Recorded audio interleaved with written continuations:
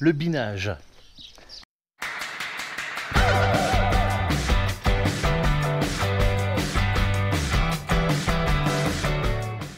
Donc ça va se faire avec le petit Someka. C'est un Someka 550. Donc il fait 55 chevaux. Je prends celui-ci parce qu'il est équipé en roue étroite. Alors mon Fiat le 780 pourrait, puisque mes tournesols sont semés à 60 cm et les pneus du 780 font 48 cm. Mais je préfère quand même prendre celui-là parce que quand je tourne au bout de champ, ben, avec des pneus étroits, j'en écrase moins. Donc la bineuse, c'est une 6 cam. Donc en fait, c'est tout ce qu'il y a de plus simple. Des éléments réglés tous les 60 cm évidemment.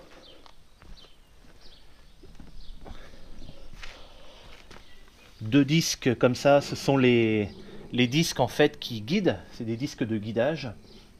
Pour que la bineuse aille bien droit dans les sillons. Ce qui fait qu'en fait, si tu veux, regarde, elle est vachement libre, tu vois, à l'arrière.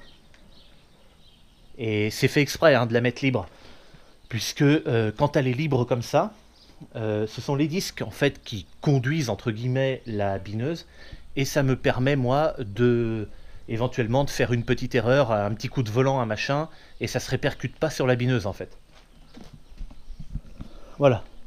Donc là, j'ai seulement biné le champ de tournesol qui est là devant. Il fait à peine 1 hectare. C'était juste pour la dérouiller, si on veut par là.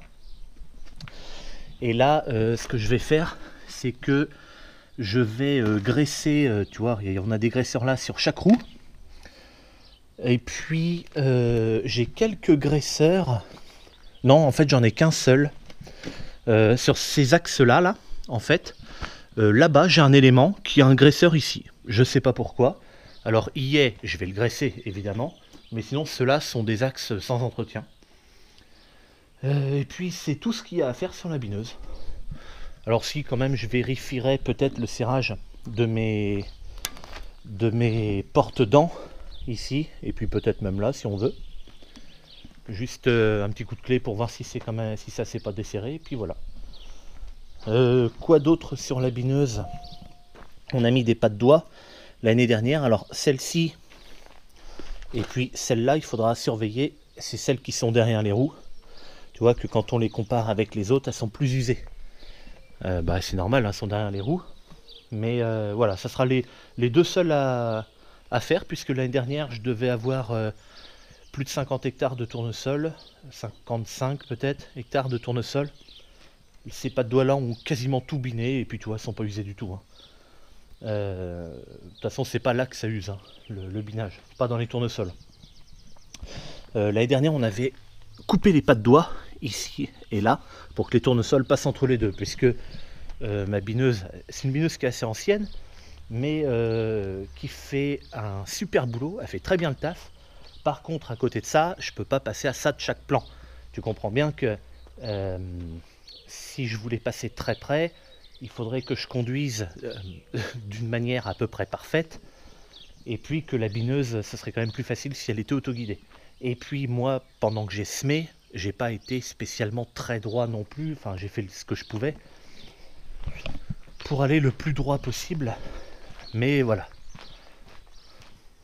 Mais enfin bon, moi ça me convient très bien, puisque comme j'ai des pas de doigts, si tu veux, en roulant à une certaine vitesse, la bineuse a un très très bon comportement à l'arrière, elle bouge pas du tout. Et qu'est-ce que je voulais dire d'autre? Oui, les petites herbes qui se trouveraient à être sur le rang par exemple, eh bien il y a de la terre qui vole sur les côtés et ça les recouvre la plupart du temps. La plupart du temps. À savoir quand même qu'il y a eu un herbicide racinaire aussi. Moi, le binage, en fait, c'est pas tant pour l'effet désherbage, c'est surtout pour l'effet aération, un binage ou un arrosage, enfin, tu vois ce que je veux dire, quoi. Là, je suis parti au semoir. Enfin, au semoir, non, au tracteur surtout. Voilà, donc ce hangar ici, c'est là où sont stockés normalement le déchômeur à disque, le déchômeur à dents et le rouleau. Ici, les déchômeurs ne sont pas là parce qu'ils ont servi il n'y a pas longtemps. Et puis après, j'y stocke ici aussi mes semences. En principe, elles sont triées au mois de septembre, et puis en octobre, je sème mon blé, donc c'est stocké là. Voilà. Et ce bâtiment-là est voué à la destruction. Il est dans un triste état, malheureusement. Mais voilà, comme ça arrive beaucoup sur des fermes anciennes. Mais voilà, celui-ci, il n'est pas du tout adapté. Pareil, il y avait des animaux il y a très longtemps sous ce bâtiment-là. Et donc, les... Merde, je sais plus comment on appelle ça maintenant, voilà, j'ai perdu le terme. La largeur entre les deux poteaux là, c'est pas assez large, la hauteur c'est pas assez, il n'y a rien qui rentre dessous, enfin bon voilà. D'ailleurs c'est pour ça qu'il y a ce vieil épandeur avec la paille, la petite Ben Simono là-bas, puis le petit caisson, puis c'est tout quoi. Il y a que ça qui peut rentrer dedans. Donc là je viens au tracteur là, c'est juste pour récupérer la caméra qui est dedans. Mon Dieu, quelle horreur, qu'est-ce que c'est que ça? Oh putain, c'est un... Bon ok, j'ai enlevé l'écran. J'ai tout un bordel de fil, voilà, qui vient de se casser la figure. Et du coup, voilà, tout est tombé. Ce que je vais faire, c'est qu'il faut que je débranche ici. Voilà, c'est débranché. Ça, je le balance dehors. Hop. Voilà, je viens de refermer la fenêtre en foutant le fil dehors.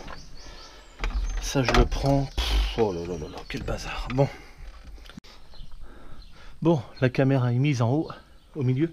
L'année dernière, j'avais dû la mettre sur l'aile par ici, là. Mais ça allait pas. Ça allait pas comme je voulais.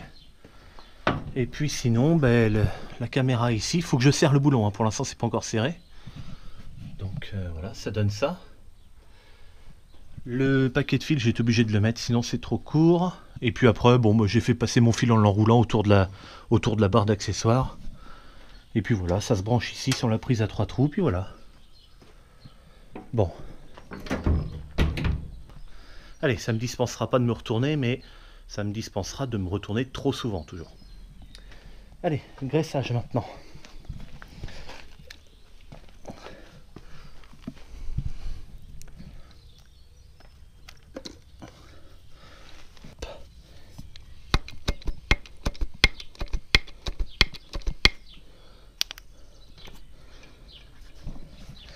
Voilà. Allez, bon je vais faire les autres. Allez hop, l'entretien est fait. Tac, j'ai quoi en carburant là? Ça fera bien l'après-midi.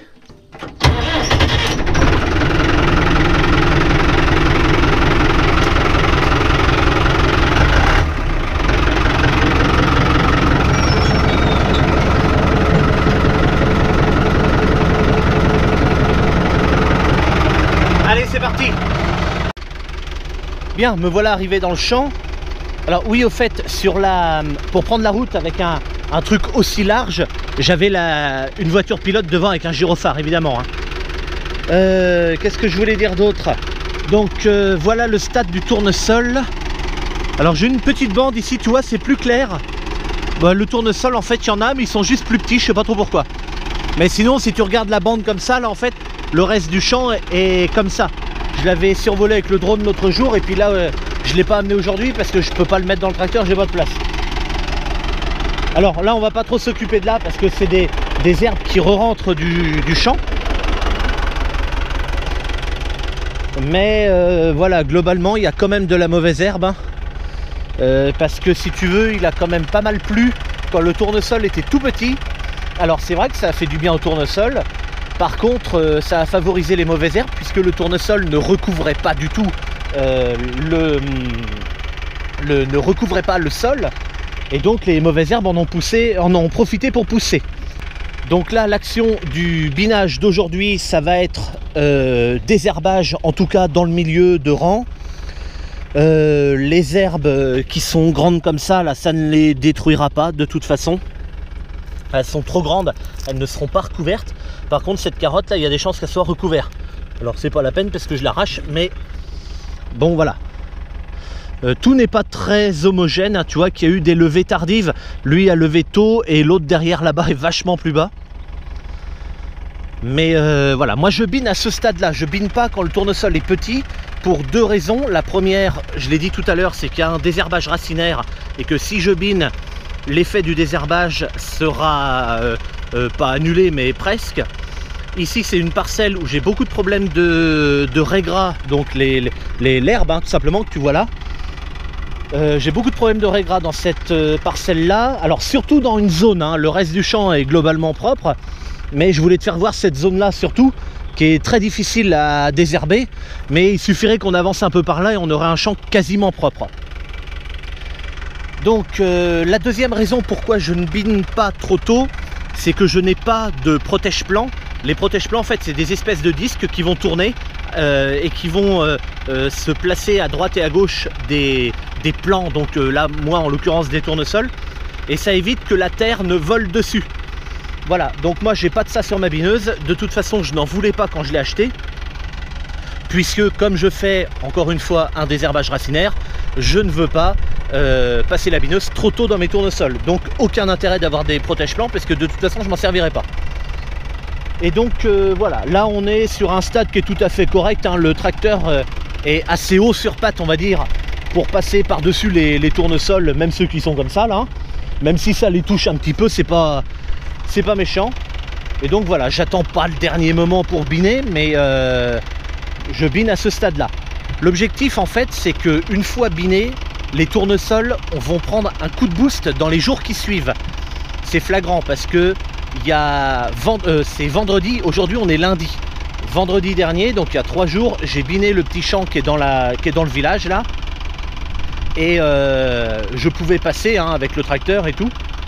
Et en 3 jours, là, si j'avais attendu, là aujourd'hui par exemple, je ne pourrais plus rentrer dans le champ avec le tracteur. Ils sont beaucoup trop hauts, ils ont pris 10-15 cm comme ça en quelques jours, juste après binage. Ils font voilà un petit coup de boost comme ça.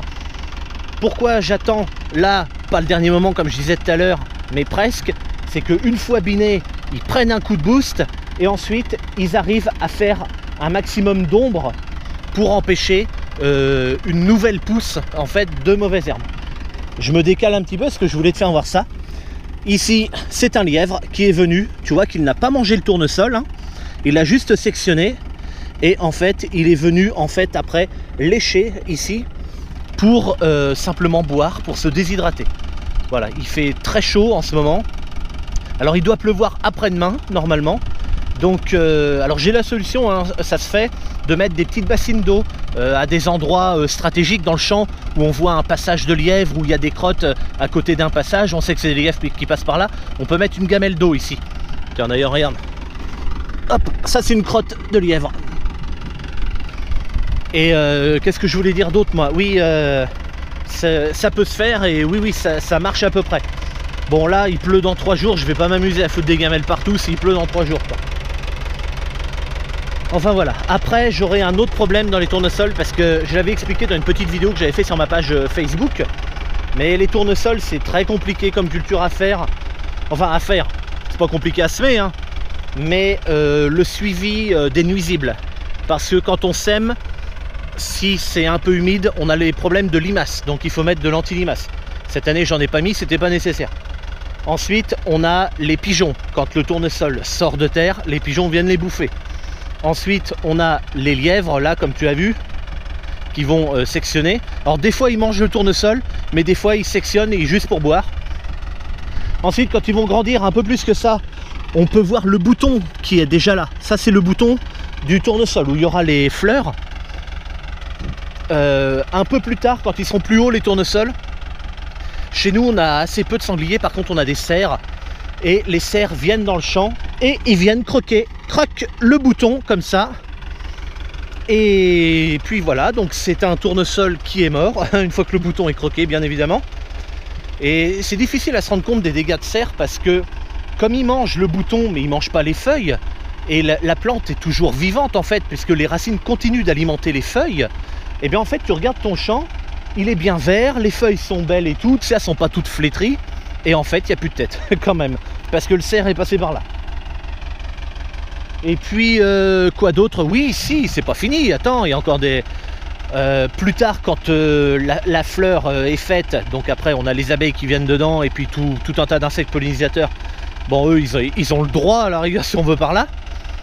Et quand les graines sont formées et que le tournesol commence à mûrir, on a le retour des pigeons qui viennent se poser alors sur les plus gros tournesols et ils mangent les graines en se penchant en avant tout simplement, et ils mangent les graines du dessus. Et puis on a aussi des petits oiseaux comme, je sais pas moi, des moineaux par exemple, enfin tu vois, de ce gabarit-là, qui viennent, qui eux peuvent s'accrocher en dessous, sur les côtés où ils veulent, et qui viennent picorer également les graines de ces bordels de tournesol. Donc voilà, le tournesol, une culture très compliquée à gérer. Mais voilà, on peut pas mettre le canon dedans toute l'année. Déjà parce que le canon ne ferait pas peur aux cerfs. Il ferait peut-être relever les oreilles à un moment donné. Ou alors s'il pétait à 4 mètres, ok. Mais si le canon est sur la haie qui est là-bas et que le cerf sort du bois qui est là, le canon c'est même pas la peine, ça fera rien du tout. Et puis après, quand les tournesols sont très hauts et que les oiseaux viennent les picorer, le canon ne fait plus rien puisque les oiseaux se sentent protégés, cachés au milieu de tous ces tournesols, donc ils n'ont pas peur non plus. Voilà, donc là quand c'est comme ça, c'est à espérer que le tournesol mûrisse assez vite et qu'on le moissonne parce que sinon c'est le bazar. Allez, un peu de tracteur maintenant. Alors je parlerai pas quand je serai dans le tracteur parce que tu penses bien qu'il y a beaucoup trop de bruit. C'est un tracteur ancien et puis tout ça, ça fait du bruit. Je suis très déçu de moi-même parce que j'ai oublié mes bouchons d'oreille.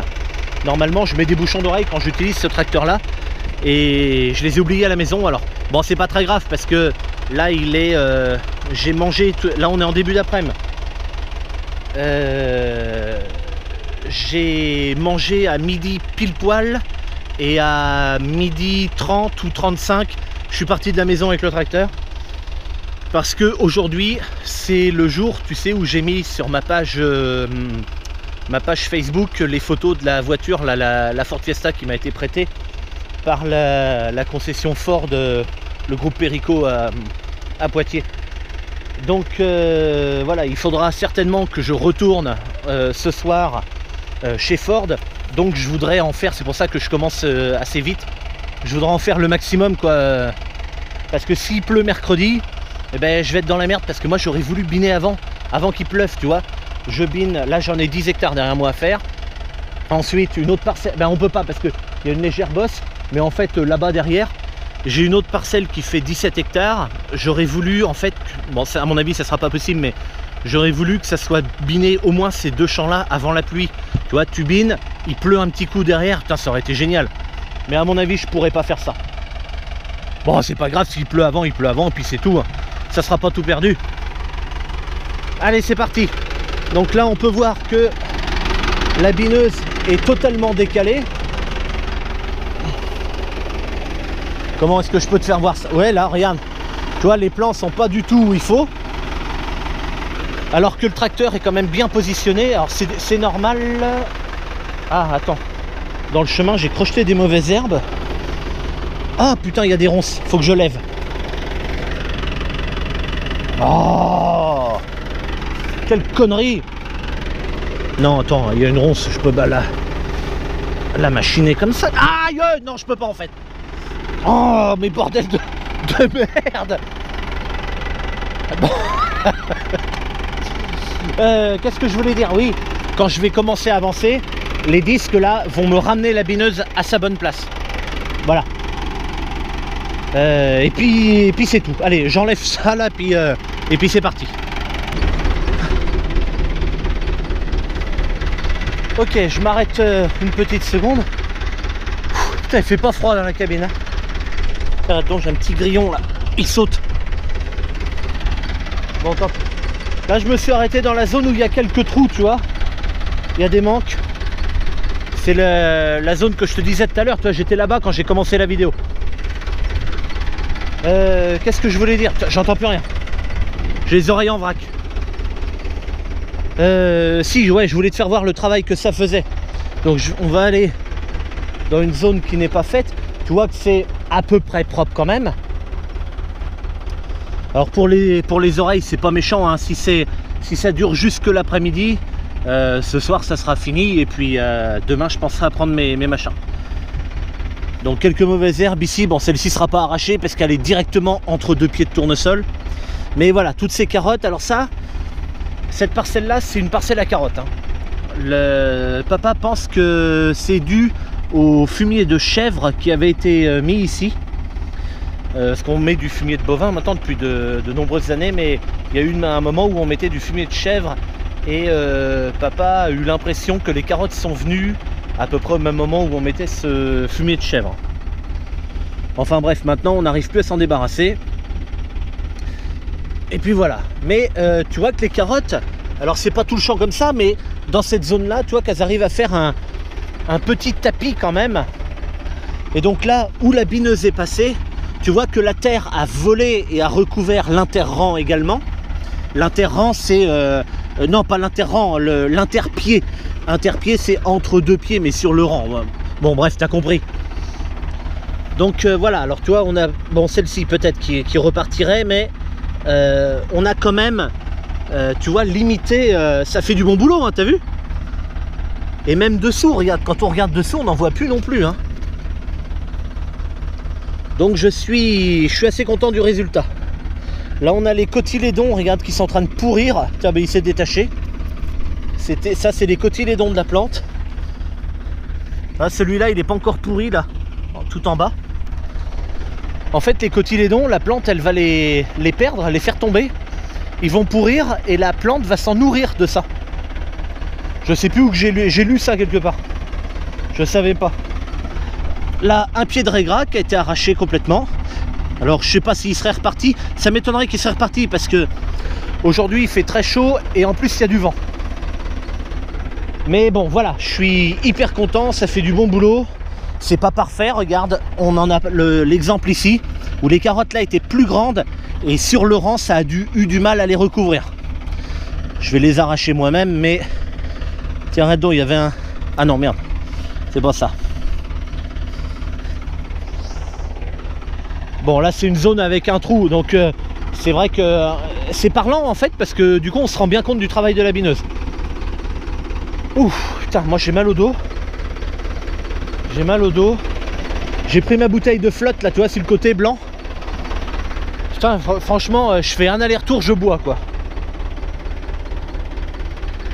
Enfin bref, les tournesols sont pas vilains quand même à côté de ça. Voilà. Allez, on va continuer. Mon petit tracteur. Ma bineuse est adaptée à mon semoir à tournesol, hein. Mon semoir fait 7 rangs, donc la bineuse a 8 éléments. Ce qui est normal, elle a un élément de plus puisque elle passe entre deux. Et en bout, tu vois que j'ai 3 dents par élément. Et en bout, là, elle n'en a que 2. Parce qu'en fait, quand je vais revenir, cet élément-là va repasser ici où elle est déjà passée. Là, en fait, il travaille le milieu et le bord ici.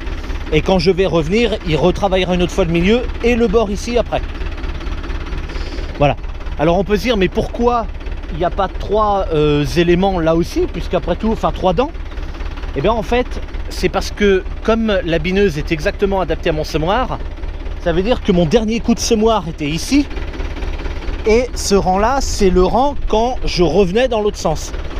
Et comme je n'ai pas de GPS, moi, pour semer, il peut y avoir des petits coups de volant, des petits machins, ce qui fait que le dernier rang et le premier de l'autre peuvent des fois se rapprocher ou s'écarter. Et donc, il n'y a que 2 éléments ici, parce que comme ça, si j'avais mis un petit coup de volant avec le semoir et que ce rang-là s'était rapproché de l'autre, et bien comme il n'y en a que 2, ben, ça ne les dégomme pas. Voilà, c'est ce genre de bineuse là, c'est fait pour les gens comme moi qui vont pas tout à fait droit. Faudrait que j'essaye de faire voir quand même. 3, 4, 5, 6, 7. Donc ici je suis encore entre 2 coups de semoir. Non, là j'étais pas mal. Peut-être un peu plus loin là-bas, je sais pas si ça se resserre ou si c'est les feuilles de tournesol qui sont un peu plus développées. Mais peut-être que ça se resserre un petit peu là-bas à l'autre bout.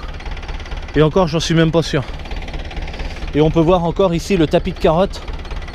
Là, j'en ai toute une zone ici. Puis après, j'en ai moins là-bas. Et puis, j'en ai encore d'autres, des carottes un peu plus loin. Bon. Qu'est-ce que tu veux y faire? Des coups de bineuse, des coups de machin. Les carottes, quand c'est du blé, je les traite, donc elles crèvent toutes. Et tu grattes et ça renaît encore. Là, tu vois, je passe la bineuse là. Toutes les petites carottes qu'on a vues là, elles vont crever, elles sont sous terre maintenant. Elles ont plus de lumière, elles vont mourir. Et ben, elles repousseront l'année prochaine. Hein. T'en fais pas. Putain, le système racinaire de ces bons sang de carottes là, c'est quelque chose. Hein. Enfin bon, moi je suis bien content de ma petite bineuse. C'est une bineuse que j'ai depuis 2 ans. J'avais biné l'année dernière avec, et puis cette année. Je l'ai acheté l'année dernière. Je l'ai payé 3 francs 6 sous comme on dit. Mais en fait, c'est exactement ce que je voulais. Et elle fait même mieux que ce que j'espérais. Alors tu vois. Allez hop, je continue parce que j'ai pas trop le temps. Alors là, je voudrais te faire voir comment je m'y prends pour faire demi-tour en bout de champ, parce qu'avec le bruit du tracteur, évidemment, j'ai pas pu expliquer ça. Donc je roule à 1500 tours moteur en première rapide, et je commence par mettre à 1000 tours pour ralentir. Mes roues avant arrivent au passage transversal, donc je lève, c'est mon point de repère. Bon là, j'ai ralenti un petit peu avec la pédale d'embrayage, parce que bon, j'étais distrait par la caméra. Je tourne à gauche en appuyant sur la pédale de frein de gauche, en même temps, pour éviter le ripage des roues avant. Je me remets en position très vite, je baisse le relevage dès que j'arrive au bon endroit et je réaccélère aussitôt à 1500 tours. Voilà, c'est aussi simple que ça. Bon et ben voilà, c'est terminé et moi je te dis à bientôt pour une prochaine. Salut!